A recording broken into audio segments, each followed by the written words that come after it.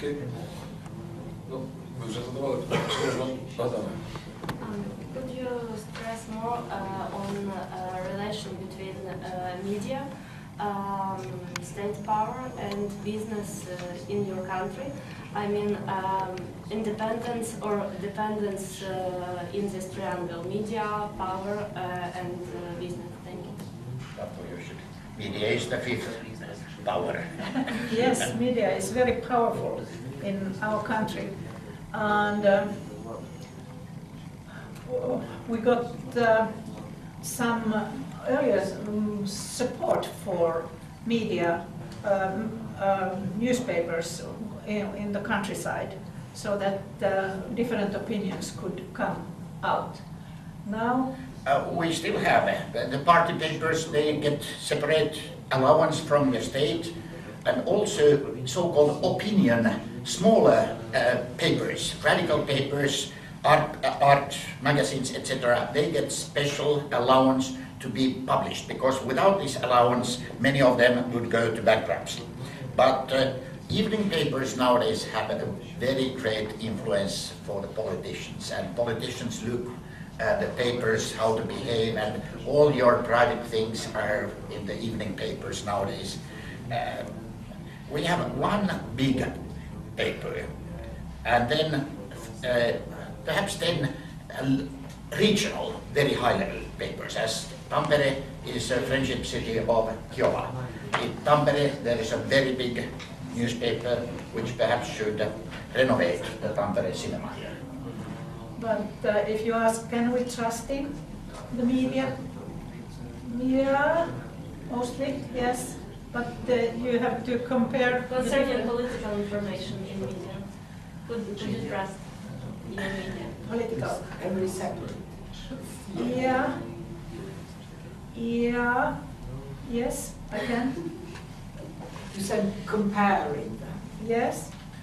This question is actually very sensitive for Ukraine, because once we have got, let's say, free media after Orange Revolution, now someone is trying to argue that still we have free media, but they are not that free. They are trying to protect certain interests. This is one point. Second point, sometimes it's very difficult to talk about responsibility. They can talk whatever you want. The law now is changed. For them it's now dangerous to talk whatever they want, because it's very easy to someone to go to the court and to actually to win the case. How does it work in Finland? The responsibility concerning freedom. Mainly they don't go to court. We have a special inspection committee, mikä se, julkisen, it's a council for public publications, and you can appeal for them, and they make decision, and you have to print that decision as such. Sometimes you have to pay by court.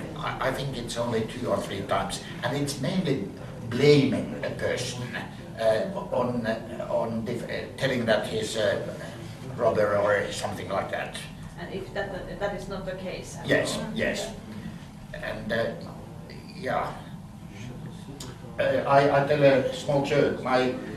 There was a case where Chavidovo, discussions between President and Brezhnev was released. And then some of our ministers had to go to court, and my brother was a lawyer defending. And in the communist paper it was told Ylkka Taipalle, my brother, social democrat, and he appealed to that court and told that he has been blamed and telling that he's a social democrat, although he's a bourgeoisie. So he got how do you call decision.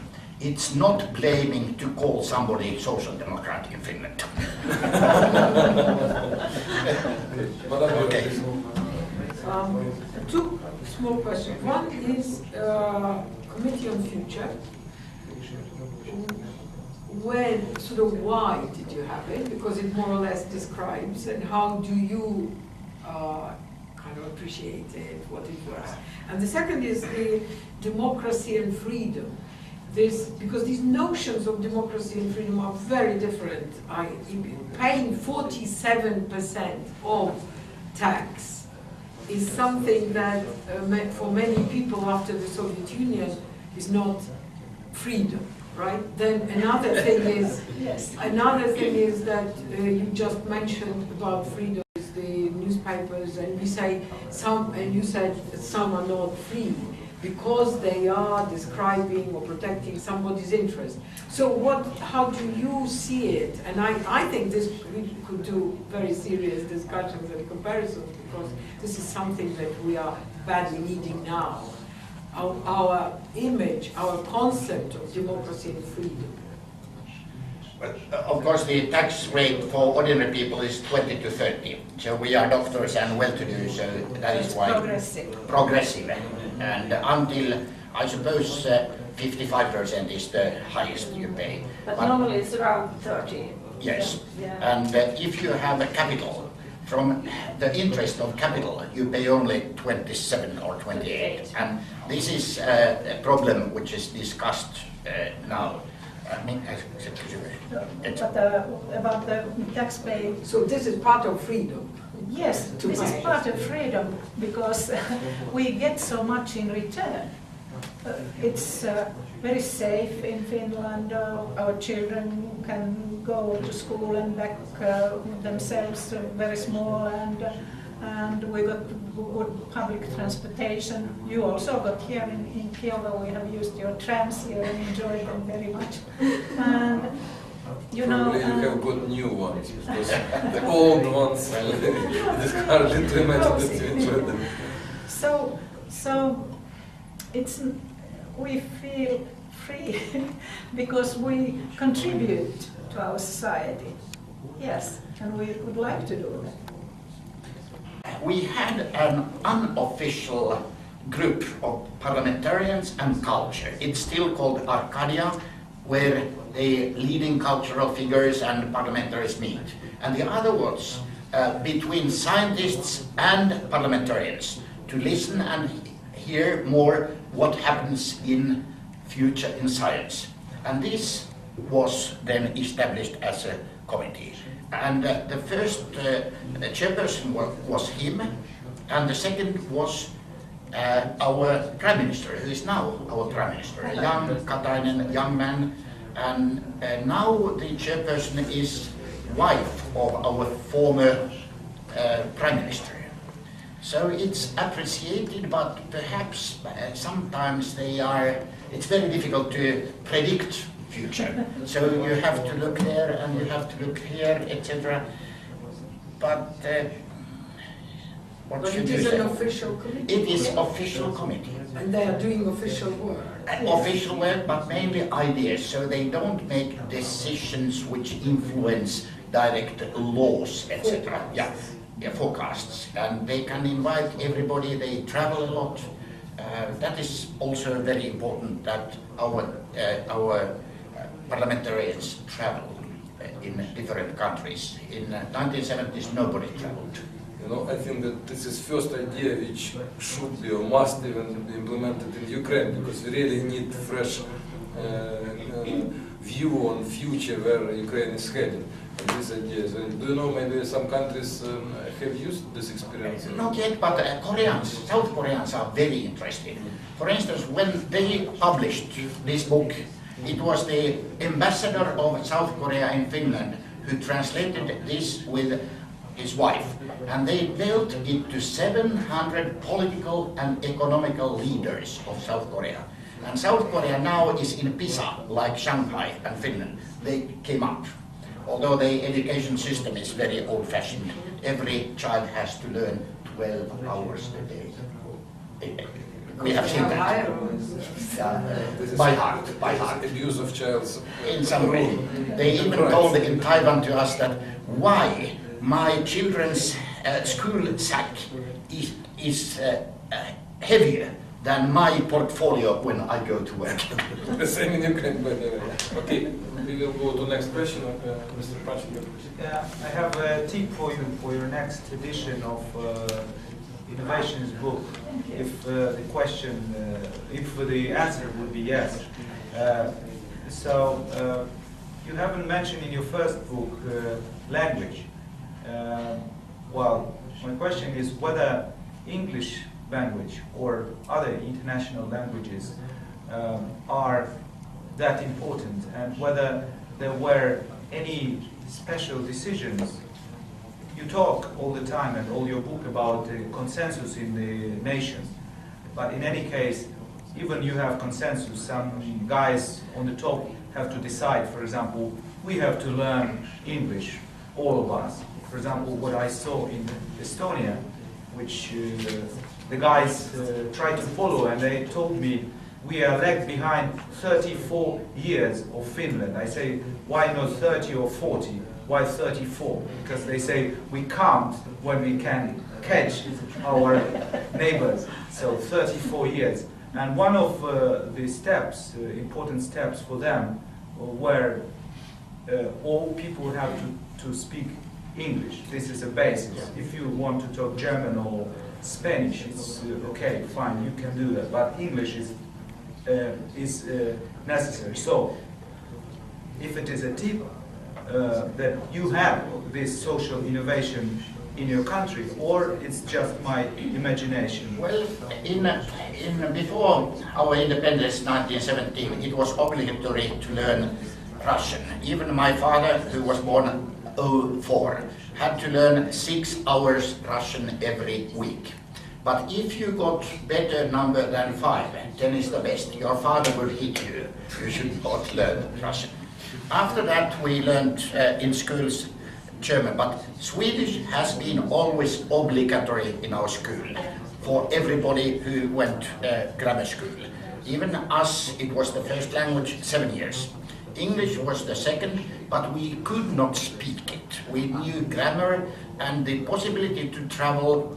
In the 60s, for instance, it was only medical students and technological students, nobody else. But after that, our youngsters, everybody out now. And English came in the 60s. Before that, it was German. English came by scientists at the beginning, and then nowadays nearly everybody knows that. And Spanish and France, quite many young people. With the European Union, I think makes a little bit more. Yes. Do you have any special? Did you have any special legislation for that? No, Swedish only. Obligatory. Yeah. For instance, French did now in the new program that like these European languages, 2 European languages. Oh, yes. And must. Yeah. We had 3 languages we had to learn. German 3 years, but also... So it always was too late. Yes. Yes, 3. And nowadays, especially women, they have 4 languages. So in fact, this is not a tip. You didn't have any special decisions. Okay, that's fine. Second question is about what you told being a young member of parliament. You said nobody over 30. Don't trust anybody over 30. Trust, Yes. yeah. It came from America. No, under 60. Very good slogan for Ukrainian post-corruption period. We have ideas that young people can be taught not to be corrupted. Well, they have more chances than people who are already in the government. So, what do you think if you do some change? I mean, you have an institution, government institution, and you change people. For example, like Georgia, they change all the policemen one day. Yeah, but well, with policemen, I don't know how it is. But if you have bureaucracy, it needs memory. So it's not possible to change bureaucracy in one day. They have to have partly, even if they are not good, they have to stay, and step by step then you taught new people. But this is good part. That part is the young people coming, they can be taught also corruption. So what do you think about what is the share, what the percent of the people to be changed to try to work with corruption? In any This is a serious question, it's not a joke. In any case, our lawyers who are in their jobs, they cannot be kicked out. They are independent. The law enforcement system is independent. Police you can kick out if he's drunken or something like that. But as to, if you compare with Estonia, it's a new nation. We don't have friends there in bureaucracy because they have changed always everybody after all new governments. In our country, you only change one minister and nowadays a state secretary, the second man. But in former times, you did not even change him. So it comes from the Russian period that we had this kind of a legal constitutional system. Young people, what should you say? We are, me olemme tulppa nyt meidän ikäpuolella. How do you call it? Actually, there will be a very big change, generational change, because we got our baby boomers, 47. Our year class was 50,000 and the sudden it was 100,000 people. So this baby boomers, they are just now going into pension. So there will be lots of empty places for young people now in everywhere. Everywhere, yes. We were blocking the career, yes.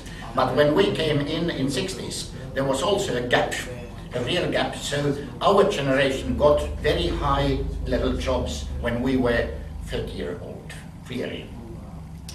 If I may to ask one question, using my right as a moderator, from recent time we can see that in Europe, especially in so-called old member states of the EU, the moods concerning future of the European Union is quite various, different. Some countries, or not saying country, but people in the countries, even arguing that maybe it's time to withdraw its membership from the EU. Some countries are trying to talk about new projects like two-speed and integration and so on. How is the situation in Finland? Do your people believe in the future of European Union? And does Finland as a country, as a state, believes that the EU will survive after this financial economic crisis, which we still see? What should you say first? I would say that yes, our people, we are somehow satisfied with the European Union. It's our safety net, and it has brought us closer to the other European nations. We are critical about the economy,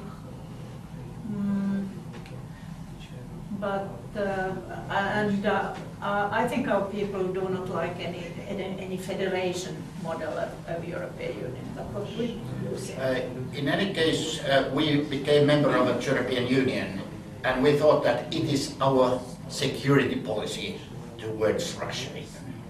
We are integrated in Europe. We don't need NATO. The majority of our population is against NATO, as we are also. And European Union, the Estonia made vice versa. For them, because of the history, NATO was more important. But and we are quite satisfied with euro money also. And we think that something comes through the crisis, and quite happy. But one thing might happen. When we went to European Union, the Nordic cooperation went down. In former times, Nordic cooperation was very important for us Finns because of Russia or Soviet Union. But now every country looks at Brussels and not togetherness. And perhaps now the regional cooperation will start again. It's like the Baltic Sea countries, Estonia, Latvia, and Lithuania. They don't cooperate with each other. At the beginning they started, but perhaps in future they go again. We don't know. What is your diplomatic guess. My diplomatic guess. I think that there is definitely a bit more of Nordic cooperation, and I think in some cases we have the so-called Nordic-Baltic cooperation. So I mean we appreciate this regional view as well in the European Union. In fact, Ukraine also appreciated because there was even process launched, so-called 11+1 formula in meaning Nordic states and Baltic states and some others which were sort of friends of Ukraine in the EU. As far as I know now, this process somehow is slowed down because of certain events in Ukraine, but that process was really promising, and I really, as a diplomat in my mind and in my soul, hope that Finland will be one of the engines in this process. In any case, we must beg your pardon that we have not included Ukraine and Belarus to the cooperation, but after our visit, we will have this idea all the time. And we had a lot of interesting meetings in Finland. For instance, we arranged the first meeting of Główny Vrach Balnicza Psychiatrycznej, and it was from Poland, and then we had Główny Director Turn from all countries except Ukraine. Sorry, we have even from Belarus. Do you know what happened? What happened? They stole our telephone. But what is French Mr. Lukashenko has allowed? But in any case, we tried to have this cooperation, but we must work more for Ukraine in the minds of Finnish people even. There used to be in the past, long ago, the so-called T road, and there was the north, this is called Vikings road. Yeah. Vikings Yes. path, Yeah. which was straight Yeah. through Yes. Ukraine. Yeah. And certainly regional corporations are at the grow now, at the rise, on the rise. So maybe it is a good time, because the big things cannot really be either helpful or operational. Okay, I think we are approaching the end of our time. If someone has a necessity to ask something, we have time just for one question. Svetlana, please. Well, I have two questions. Please, but short one. Yes, I'll try to be short. The first question is, young politician in Finland, who is a young politician? How can a person become a politician? Do I have to go to a party, or I can do it myself without a party? It's one question. And the other question, when you start your presentation, you said that Finnish people drink a lot. And actually, it's not a joking question, but do you actually have a problem with alcohol? Do you find somehow with it, or you think that Finnish vodka is a high quality and it's not a problem? Thank you. She's asking as politician, as young Yeah. politician. Hopefully understand. Well, you have to be a member of a party, and most of them are in the youth movement, youth organizations of the party, and they first become members of city councils or municipal councils. You have to be well known in the circles, or perhaps from television. That is another way. Young sportlers, some of them come to politics, but really Mainly politicians. And now we have a time for young politicians, because our Prime Minister is about 34, and our Minister for Finance, Lady Ylkka Taipale, is 32, something like that. So there is space for young politicians in the world. and So only being a party member, you can go somewhere for elections. Is it correct? yeah, of course, there are somebody who is not member of party but has to be in the list of some party, so-called non-aligned. That can be done. And but the problem is that about 1/3 of the politicians are kicked. Every 4th year they are changed. So to be a long-time politician, it's hard way, let's say so. And you have to be active in the society all the time, outside the parliament and inside. As to drinking habits, it's traditional. We had abolition law. from 1919 to 32. Then we got Polish vodka and, smuggled everywhere. And it was a protest. Until 69, we did not have alcohol shops at countryside at all.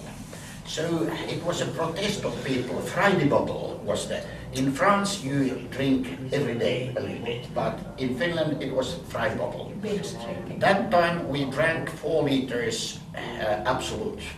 And then it went up to 6, and now it's 10. It's quite a lot. And we have 1,000 poisoning deaths out of 5 million population, and 2,500 are dying in alcohol. And to fight somehow with it. Well, it's hard to fight. Yes, but there are programs for youngsters, of course, and NGOs, several of them, and so on. Now the youth culture is against alcohol. It's declining a bit, but still. And all the culture is declining, so that in former times all the journalists drank, diplomats, a definition of an old diplomat, you don't know, coming at the street like this, without a glass, but going like this. Because of this kind of... That was an old definition. But these all have been, and long lunches, businessmen don't drink so much, etc. And about 1% of population are in A clinics, clients of A clinic. That means anti-alcohol movement is strong. Then the problem is that we don't have a 24-hour service homes for those who drink too much, and we could control. So I think it's international. You drink also quite a lot. Unfortunately, we drink also quite a lot, and we also feel that this is our problem. That's why we are trying to understand what each experience other countries. Is that we think this is because low level of life, bad security, social security. You have all that democracy, and you have all this in perfect form compared to us, and still you have that. This is incredible. It's very unpedagogic problem. You need more problems. The drug problem is not a great problem in Finland, and HIV we have every year 100 cases about, so it's not a problem even. Great problem, I mean. This topic was not that optimistic one, but let's raise a glass. Let's raise a glass. Yeah, let's raise a glass without alcohol. I think that we have enjoyed very much your answers. You are very experienced people, very intelligent people, and hopefully we will be trying to use some of your ideas, recommendations. Our country will also one day become member states, and will be much closer to your far away from us in geographical sense in the country than it is now.